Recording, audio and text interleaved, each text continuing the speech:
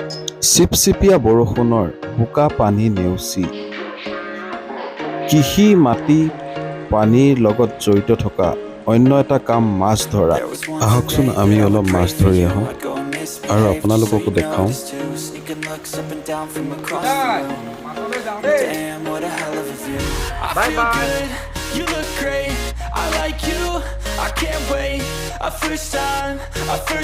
আকাশলৈ চালো, আকাশখন মেঘেৰে আৱৰি আছে। একো নাই, সংঘাত মোৰ সৃষ্টিৰ সম্ভ্ৰান্ত সম্পদ, আৰু এই সংঘাতেহে মোক জীয়াই ৰাখিছে বৰ আলে ফুলে।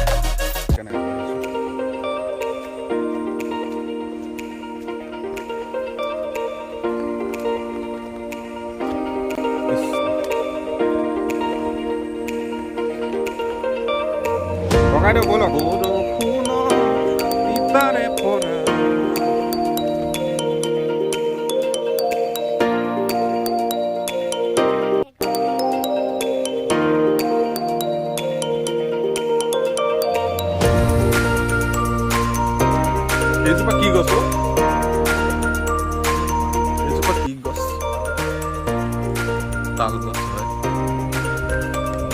যোৱাবাৰ আহোঁতে মই দুটা তাল 80 টকা।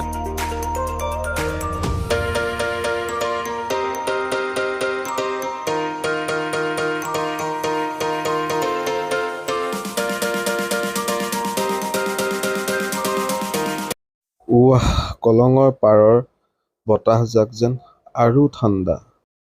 এনেকৈ গছপাতবোৰত বৰষুণ পৰি এনে লাগিছে দেখাত যে সোণত সুৱগা সজাই তুলিছে।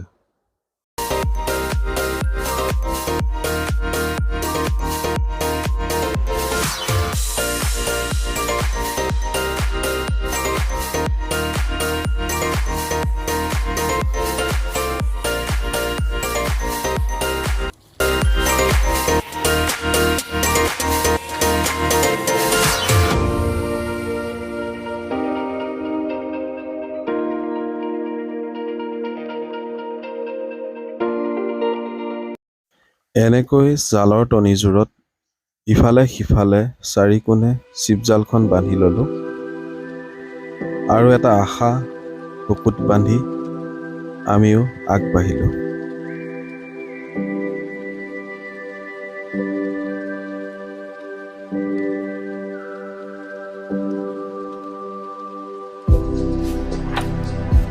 তাৰ পাছত আমি কলঙত মাছ ধৰিবলৈ বুলি পানীলৈ নামি গলোঁ।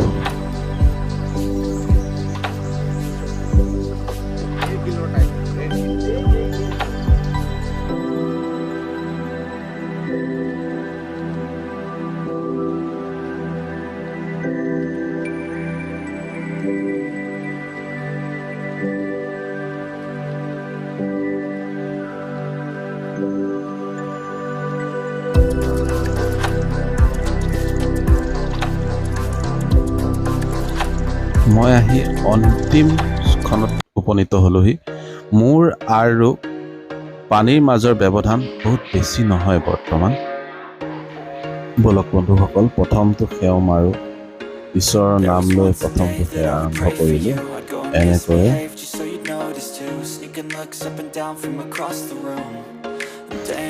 ঈশ্বৰে তথাপিতো বিমুখ নকৰিলে মোক।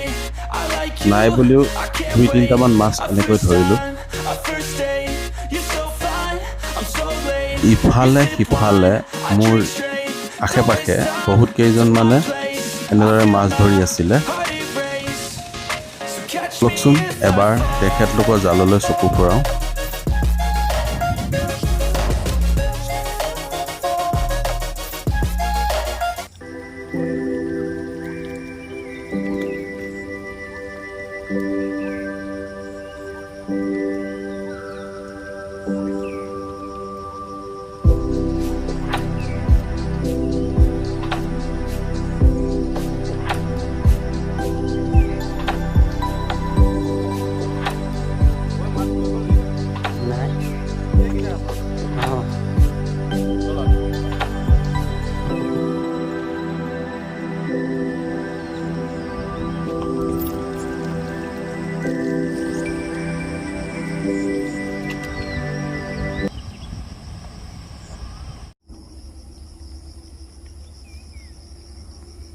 চাওকচোন বন্ধুসকল, নদীখন কেনেকৈ ধীৰে সুস্থিৰে বৈ আছে। প্ৰকৃতিৰ অংগস্বৰূপ নদীখনে আমাকতো বহু দিছে, কিন্তু আমি তেওঁলোকৰ কাৰণে একো দিব পৰা নাই।